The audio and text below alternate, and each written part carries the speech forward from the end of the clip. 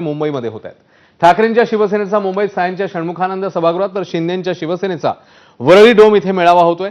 आगामी महापालिका निवडणुकांचं रणशिंग मेळाव्यातनं फुंकलं जाण्याची शक्यता आहे।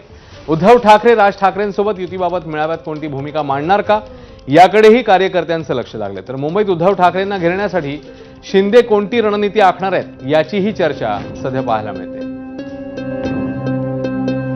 ओरणी भडकला नभी तळपला भगव्याचा अंग रे। तर या दोन्ही मेळाव्यांसंदर्भात सविस्तर माहिती देण्यासाठी आपले दोन प्रतिनिधी आपल्यासोबत आहेत। ठाकरेंच्या शिवसेनेचा मेळावा जिकडे होतोय तिकडून आपल्यासोबत आहेत वेदांत नेप, तर एकनाथ शिंदेंचा मेळावा जो वरळीमध्ये होतोय तिकडून राजू सोनावणे आपल्यासोबत आहेत। वेदांतकडे सुरुवातीला जाऊया। वेदांत, 6:30 वाजलेले आहेत, साधारण किती वाजता या मेळाव्याला सुरुवात होईल आणि आजच्या मेळाव्याचं ठाकरेंच्या शिवसेनेच्या दृष्टीने किती महत्व आहे? पालिका येऊ घातलेली आणि त्यातच आता ठाकरे बंधूंच्या युतीच्या चर्चाही होत आहेत। वेदांत,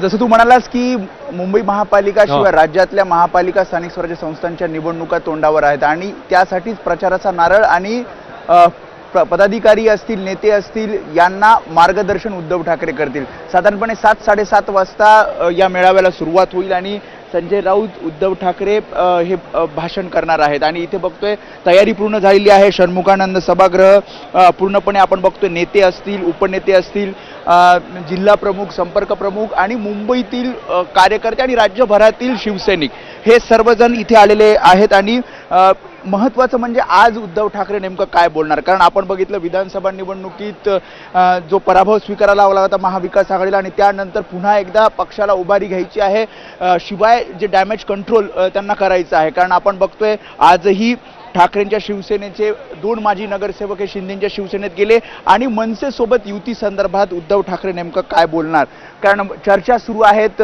7 प्रतिसाद दिले जात आहेत, सकारात्मक प्रतिक्रिया ठाकरेंच्या शिवसेनेच्या बाजूने येत आहेत आणि त्यामुळेच आपण बघतो सर्व नेते वाट बघतायत उद्धव ठाकरेंची। आपल्यासोबत माजी आमदार वैभव नाईक आहेत, रमेश कोरगावकर आहेत।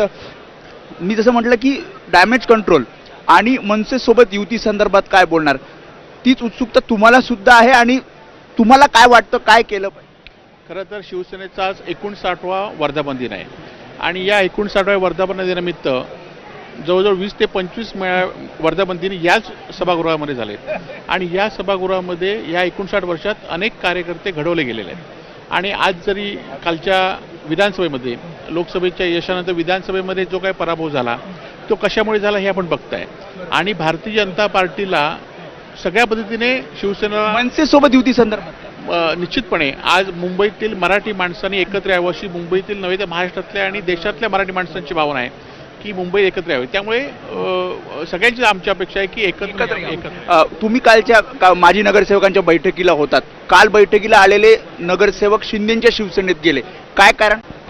नाही, कारण असते ते त्यांच्या वैयक्तिक स्वार्थाची असू शकतात, पक्षाची असू शकत नाही। कारण नावारूपाला कोणी आणलं, आज जो काय मी पण नावारूपाला आहे हा फक्त 4 अक्षरा उद्धव बाळासाहेब ठाकरे हिंदुहृदय सम्राट शिवसेना प्रमुख बाळासाहेब ठाकरे शिवसेनेमुळे।